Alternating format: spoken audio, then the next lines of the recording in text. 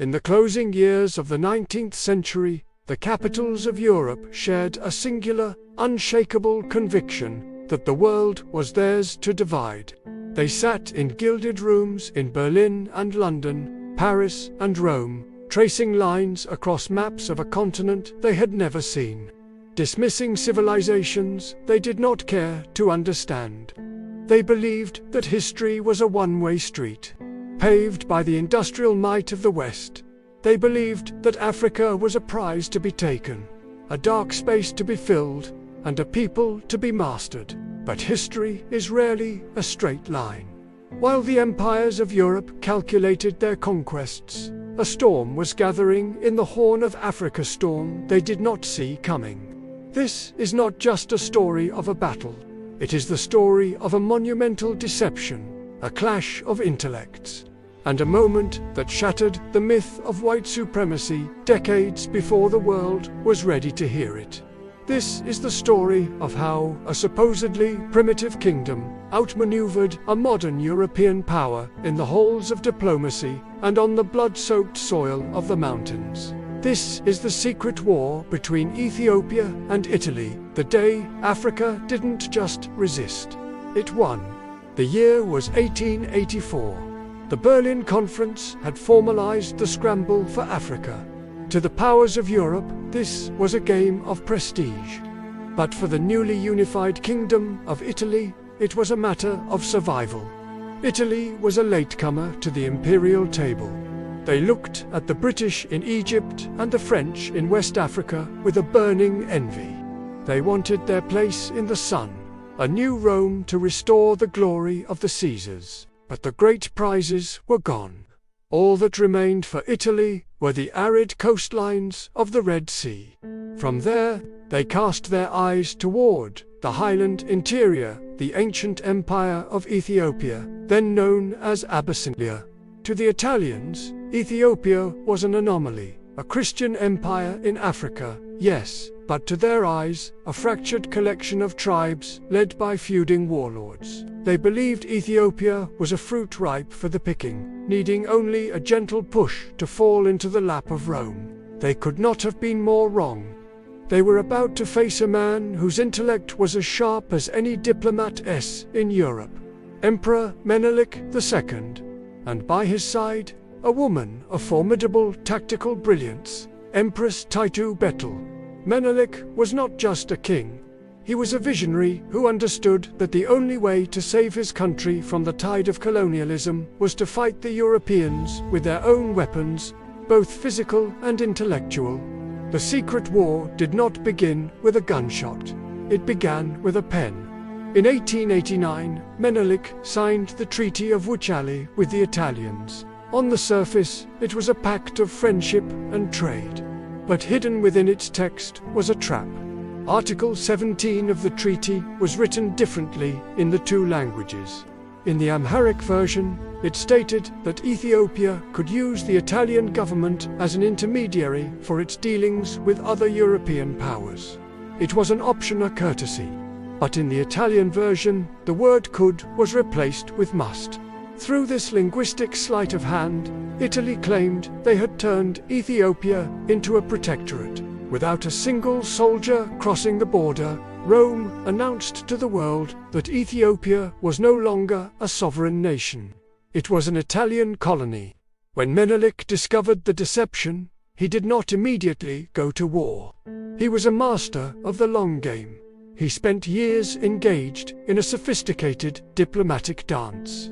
He wrote letters to Queen Victoria and the Kaiser of Germany, protesting the Italian betrayal. He played the European powers against each other, using the tension between France and Italy to his advantage. And while he talked peace, he prepared for war. This is the secret the Italians failed to see. Using the money from Italian loans and trade with the French, Menelik began a massive modernization program.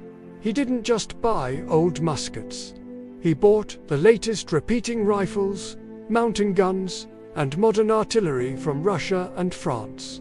He was building one of the most well-equipped armies in Africa, hidden in plain sight, while the Italian leadership in Rome laughed at the barbarian king they thought they had tricked. By 1895, the mask of diplomacy fell away. Italy, frustrated by Menelik's refusal to submit, began its invasion from their colony in Eritrea. General Oreste Baratieri, a veteran of many campaigns, led the Italian forces. He was a man blinded by the racial arrogance of his era. He promised the Italian parliament that he would bring Menelik back to Rome in a cage. What Baratieri did not realize was that he wasn't just fighting an army, he was fighting a nation. Menelik issued a mobilization proclamation that echoed through every valley and over every mountain. He called on every able-bodied Ethiopian to defend their motherland, their faith, and their freedom. And they came from the north and the south, from the east and the west. Oromo, Amara, Tigrayan, Gurahe, ethnicities that had often fought each other, laid down their internal grievances. Empress Tatu herself led her own battalion of 5,000 men and was instrumental in cutting off the Italian water supply at the siege of Mekelle. For the first time in centuries, a unified Ethiopia was on the move. Nearly 100,000 soldiers, many of them armed with modern rifles, converged on the mountains near the town of Adwa. The Italians, meanwhile, were struggling.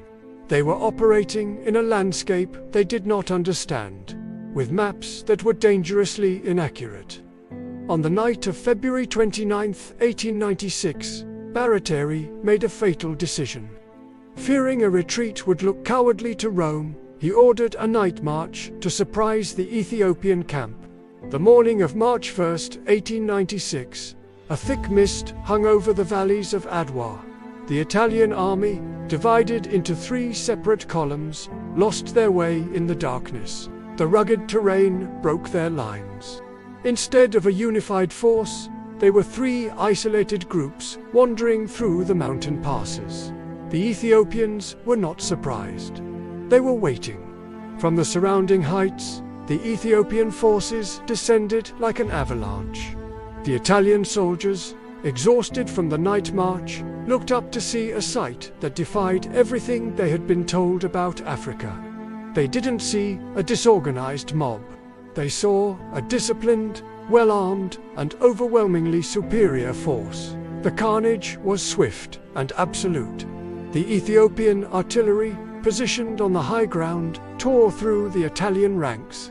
Menelik himself, clad in his traditional war cloak, moved among his troops, a symbol of unyielding resolve. The Italian center collapsed. The wings were crushed. By midday, the new Rome was bleeding out in the dust of Adwa. Out of nearly 18,000 Italian and colonial troops, nearly 6,000 were killed, 1,500 wounded, and 3,000 taken prisoner. General Baratieri, the man who promised a cage for a king, fled the field in disgrace. It was the greatest defeat a European power had ever suffered at the hands of an African nation. When the news reached Europe, it was as if the earth had shifted on its axis. In Rome, the government of Prime Minister Francesco Crispi fell within days. Riots broke out in the streets. The Italian public, who had been fed a diet of imperial grandeur, could not process the reality. They had been beaten decisively by Africans. The Treaty of Addis Ababa followed. Italy was forced to recognize the absolute independence of Ethiopia. They were forced to pay reparations. They were forced to admit to the world that their protectorate was a lie. For the first time in the era of the scramble for Africa, a European power was compelled to sign a treaty on African terms. But the impact of Adwa traveled far beyond the borders of Ethiopia. In the Americas, in the Caribbean, and across the colonized world, the news of the victory spread like wildfire. To the African diaspora, Ethiopia became the Zion, the shining proof that the white man was not invincible.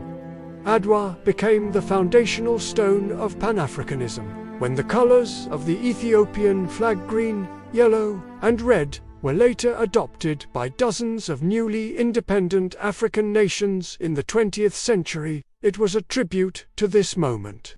Ethiopia was the unconquered, the North Star of African dignity.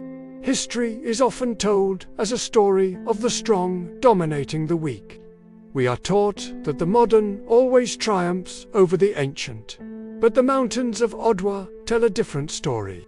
They tell us that power is not just found in the caliber of a gun, but in the clarity of a vision and the unity of a people. The secret war between Ethiopia and Italy was more than a military campaign. It was a psychological revolution. It proved that Africa did not need to be civilized by Europe.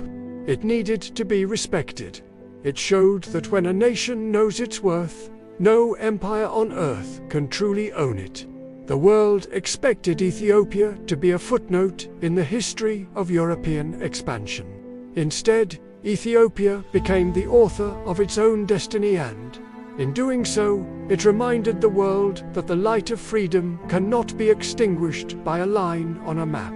Africa did not just shock Europe at Adwa, it woke the world up.